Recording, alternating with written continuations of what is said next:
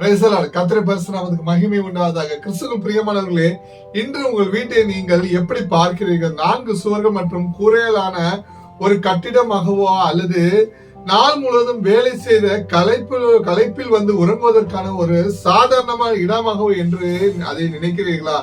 பெரும்பாலும் உங்கள் வீடு கடன் சுமை, குடும்ப சச்சரவுகள், கண்ணீர் மற்றும் அமைதியின்மை நிறைந்த ஒரு இடமாக தோன்றலாம்.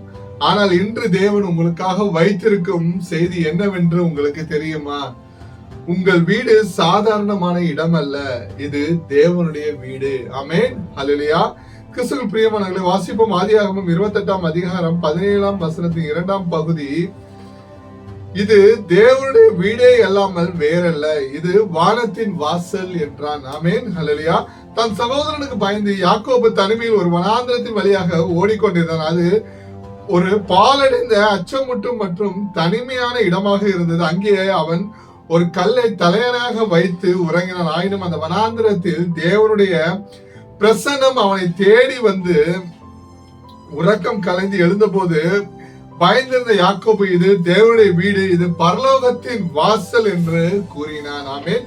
யாக்கோபு நின்றிருந்த அந்த வனாந்திரத்தை போலவே இன்று உங்கள் குடும்ப சூழலும் வறட்சியானதாகவும் துயரம் நிறைந்ததாகவும் இருக்கலாம். ஆனால் தேவன் உங்களோடு இருக்கும்போது அதே இடமானது தேவனின் வீடாகவும் பரலோகத்தின் வாசலாகவும் மாறிவிடுகிறது. எனக்கு பிரியமானவர்களே, இவ்வசனத்திலிருந்து நாம் கற்றுக்கொள்ள வேண்டிய 3 முக்கியமான சத்தியங்களை இன்று நாம் தியானிப்போம். முதலாவது, கண்ணீர் சிந்தப்படும் இடம் புனிதமாகிறது. உங்கள் வீட்டின் தனிமையான மூலையில் நீங்கள் சிந்திய ரகசிய கண்ணீர் உலகில் யாரும் பார்த்திருக்க மாட்டார்கள். ஆனால் பரலோகத்தில் உள்ள தேவன் அவற்றை கண்ணோக்கி பார்க்கிறார். நீங்கள் முழங்காலிட்டு அழுது கெஞ்சி மன்றாடும் அந்த இடம் ஒரு சாதாரணமான இடம் அல்ல, அது தேவனுடைய பிரசன்னம் இறங்கி வரும் ஒரு பலிபிடமாகும். ஆமென், ஹல்லேலூயா. இரண்டாவதாக, அமைதியின் புகலிடம். உலகம் உங்கள் மீது சுமத்தும் மன அழுத்தங்கள் மற்றும் சோர்வையும் தாண்டி உங்கள் வீட்டிற்குள் நீங்கள் நுழையும் போது தேவனுடைய அமைதி உங்களை சூழ்ந்து கொள்ள வேண்டும். ஏனென்றால் உங்கள் வீட்டின் கூரைக்கு மேலே தேவனுடைய தூதர்கள் ஏறி இறங்குகிறார்கள். ஹல்லேலூயா. மூன்றாவதாக, சாபங்கள் அல்ல, ஆசீர்வாதத்தின் வாசல். இந்த வீட்டில் எனக்கு எந்த நன்மையும் நடக்கவில்லை என்று இனி ஒருபோதும் சொல்லாதீர்கள்.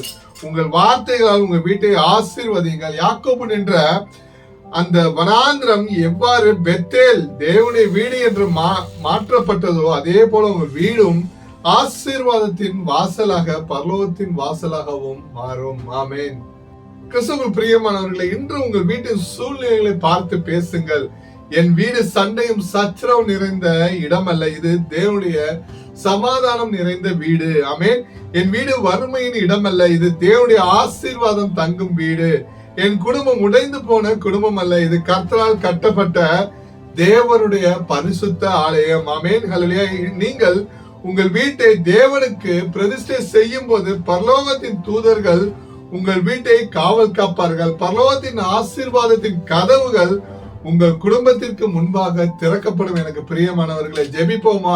அன்பின் பிதாவே, பரலோக தேவனை, இந்த காணொலியை பார்த்து கொண்டிருக்கும் ஒவ்வொரு பிள்ளைகளுக்காக நாங்கள் ஜெபிக்கிறோம் ஐயா. இந்த செய்தியை ஆண்டவரே பார்த்து கொண்டிருக்கும் ஒவ்வொரு பிள்ளைகளின் வீட்டையும் உங்களுடைய கரங்களில் ஒப்பு கொடுக்கிறோம் அப்பா.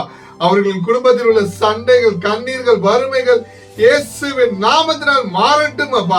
இந்த நிமிடமே அவர்கள் வீடு ஒரு சாதாரணமான இடமாக இல்லாமல் உங்களுடைய பிரசன்னம் தங்கும் தேவனுடைய வீடாகவும் நன்மைகள் திறக்கப்படும் வானத்தின் வாசல்களாகவும் மாறட்டும் அப்பா. இயேசுவின் நாமத்தினால் ஜெபிக்கிறோம் ஜீவன் நல்ல தகப்பனே. ஆமென், ஹல்லேலூயா.